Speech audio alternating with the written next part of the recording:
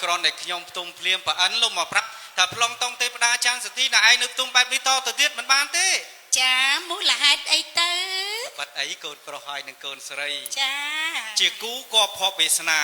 ទេវតាដឹកដៃឲ្យជួបគ្នាជាប្តីប្រពន្ធក្នុងគ្រានេះហើយនាងទេពធីតាអើយអ្នកទាំងពីររៀបការបើរំជួលអស់ទេវតាឲ្យពោសពសាដល់នាងអ្នកទាំងពីរពិធីកាត់សក់បង្កក់សេរីក្រាស់នឹងកន្ត្រៃមិនបាច់យកទៅឋានកណ្ដាលទេត្រូវប្រអិនលោកប្រទានឲ្យបើអញ្ចឹងហើយប្រអិនលោកបានចាត់ទេវតាពីរអង្គនាងហើយនឹងខ្ញុំ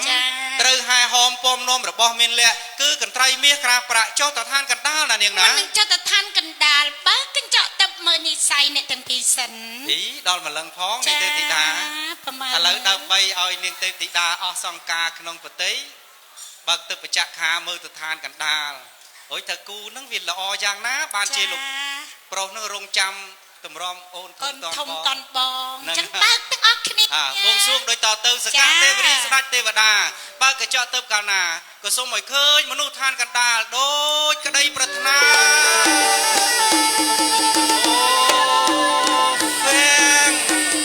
អូនាងទេពធីតាអើយខ្ញុំមានសំណាងកូនស្រីងាកមកខាងខ្ញុំណាញញឹមរកខ្ញុំនាងទេពធីតាអូល្អណាស់ឃើញច្បាស់ហើយនាងទេពធីតាឲ្យល្អណាស់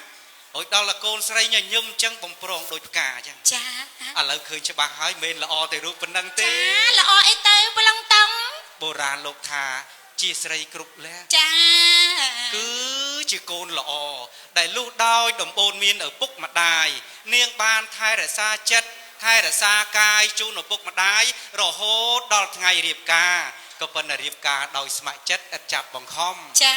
រៀបការមិនឃុំបោះត្រាបំពេញបុព្វសិទ្ធជាប្តីប្រពន្ធស្របច្បាប់ណែបែបនេះមានតម្លៃណាស់ចាថ្លៃថ្លាណាស់ចាកូនស្រីល្អតាំងពីតូចរហូតដល់ធំ